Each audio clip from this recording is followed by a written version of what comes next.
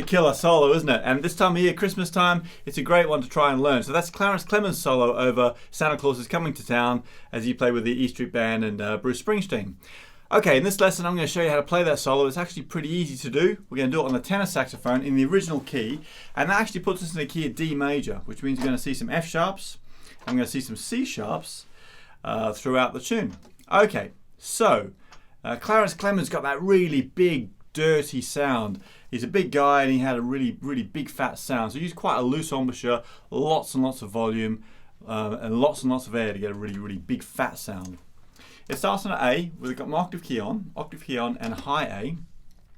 And the notes are this: A, F sharp, A, F sharp, A, B, high D. Now high D is that first palm key over here with the octave key on.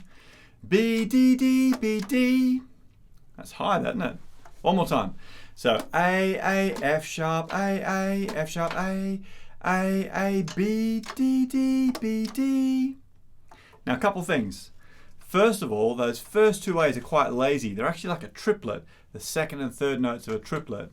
So the rhythm is this: 1, 2, ba ba boo ba da boo da, ba ba boo. So it's like a lazy quavers, or if you understand about triplets and think about it as your second and third note of a three quarter note triplets. Okay, that was hard to get out, wasn't it?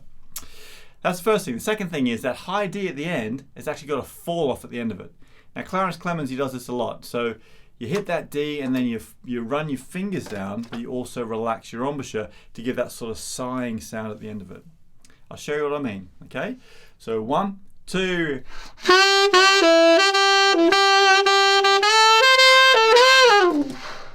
So that D with a fall off.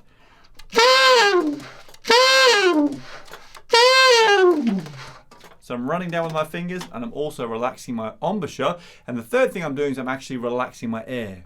So it's like a ah. If you're sighing, you do those three things as well. You relax your voice, you relax your air, and the pitch goes down. So think about coordinating all those three things to try and get that. And one other thing I'm doing in there as well is I'm doing a little bit of growling, a bit of I'm singing while I'm playing. This is without growling. This is with growling. So singing while I'm playing.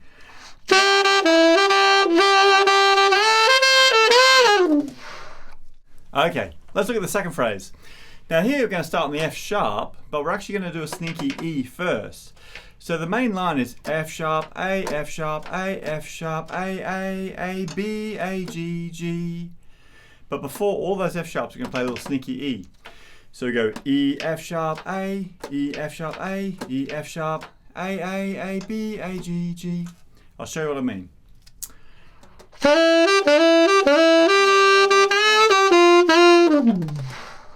Okay? So the way I'm making that sound a bit smoother is I'm tonguing the E's. So you tongue the E, then slurring up to the F sharp and up to the A. Ta, ta, ta, ta, ta.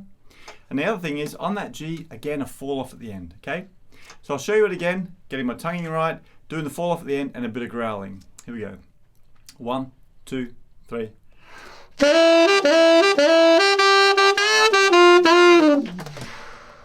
Okay? Let's put those two lines together then. From the beginning, starting on that high A. Here we go. 1, 2.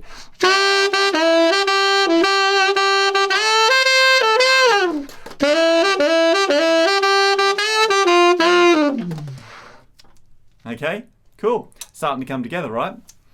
Now the next note is a high F sharp. So for high F sharp, there's a couple of ways to do it. You could use all three of your palm keys and your octave key, and the top key here with your right index finger, and your F sharp key down here. Okay, so 1, 2, 3 palm keys, all those down, octave key on, top key over here with your right index finger, and your F sharp key there. Now the other way you can do it, if you're comfortable with your front F sharp, is to use your C key, your high F key, your front F rather, and then the F sharp key. So it's up to you which one you feel more comfortable with. But we're going to hit that high F sharp with a bit of a run up to it, And then the rhythm is F sharp, F sharp, E, D, D, E. So you could go on the side, F sharp, E. E is just two side keys, octave key, and this one on the side with the right index finger. E down to D, which is just one key, remember, D, D, E. Okay, I'll show you how it all goes together. Here we go. So it starts on beat 2, 2, 3, 4.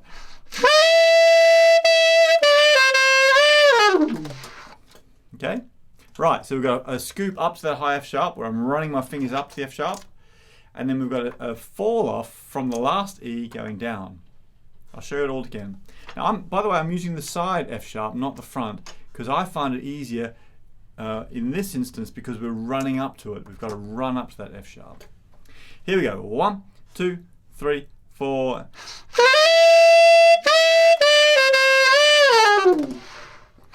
Okay, running up, falling down. The next line is almost the same. We've got to run up the F sharp again. F sharp, but this time we go D, B, D, D, B, D, E. So D, one key, down to B, back to D, up to E for 2 and the side key.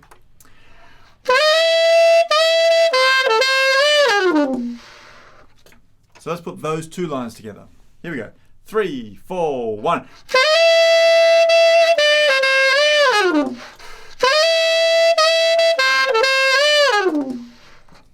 Okay, almost the same, right? Right, we're almost at the end. Now the next phrase, F sharp again. And we go F sharp, D, D, D. And then we go B, D, B, D, D, B, D, D.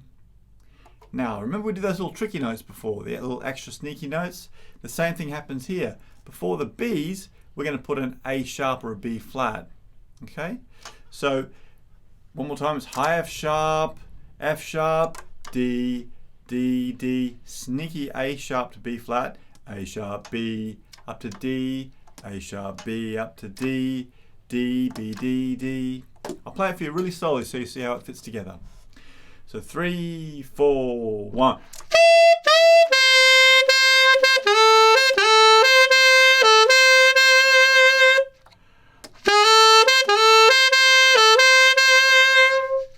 Now there's a couple of ways you can do that sneaky A sharp or B flat. You can do it like that. I'm doing it with your one finger, which probably technically isn't the best way to do it.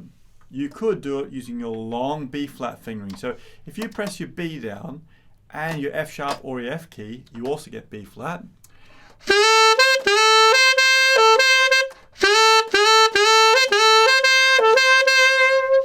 And the third way is using your normal B flat fingering, which is 2 keys for A and the bottom side key here.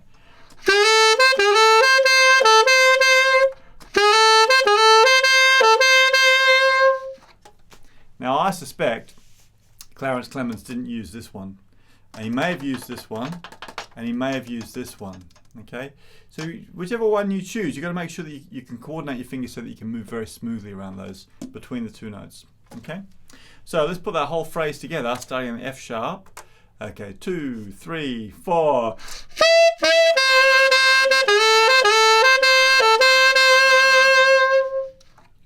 Okay, right, very last bit of this solo then. This is a little twiddle at the end, and we go B, sneaky A sharp to B, A, B, F natural, D, E, D, down to B with that octave key off now, A, A. Okay, one more time, high B, B, sneaky A sharp to B flat, back up to B again, A, B, F natural, not F sharp, F natural, D, E, D, B, A. Really slowly, it sounds like this. 4, 1.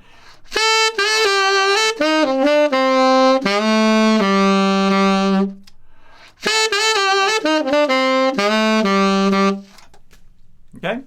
Right, so let's try putting the whole solo together now. A little bit slower than the full speed, and see if we can make it flow all the way through. Okay? Think about your growling, think about your scoops up, think about your falls off. Okay? See if you can get all those elements together. Ba ba boo ba ba boo ba. Go 1, 2.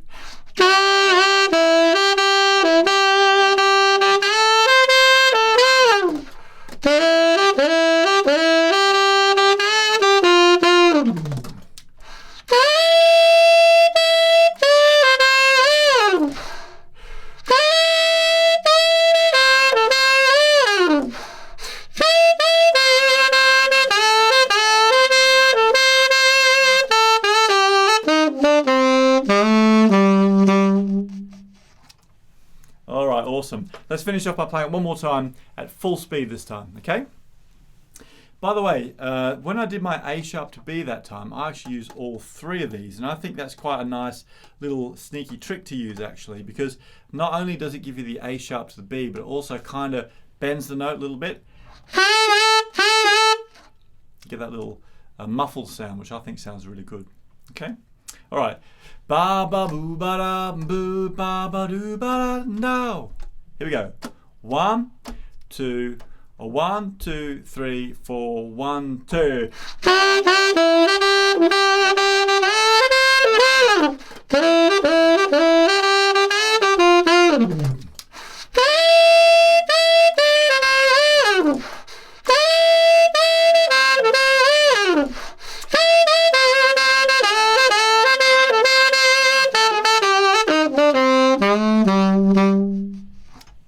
All right, awesome.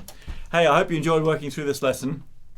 You know, these solos are a great challenge. It doesn't matter what style of playing you're into. Working through solos are fantastic because you can learn some different notes, some things that challenge you technically, but also going back and listening to the original recordings can give you a lot of inspiration about the things you can add to your own playing. So, you know, it's a great idea to go back and listen to Clarence Clemons. Even if you're not a massive Clarence Clemons fan, listen to what he's doing and see if you can isolate those little extra things, the way he scoops, the way he falls off, his growling, his tonguing, and incorporate some of those elements into your own playing, because trust me, it'll really help you to develop your own style, whatever your style happens to be, and it'll also improve your oral skills, listening. It'll help you in so many different ways. So if you pop over to the blog, there's a link below the video. You can actually download I've done a transcription of that solo for you. You can download it, it's all free there. A bunch of other stuff on the blog too you might find useful. But there's also a lot of stuff on my YouTube channel, so please do subscribe so we can keep you updated with all the new things that come up on here. And also please leave me a comment. Let me know what you think. Has this helped you? Did you enjoy working through this lesson? Is there something else you'd like to see? Let me know by leaving a comment one way or the other, because I really appreciate that. That's what makes it worthwhile for me to know how you're getting on with it. Keep practicing hard. Don't forget to subscribe. I'll see you next time.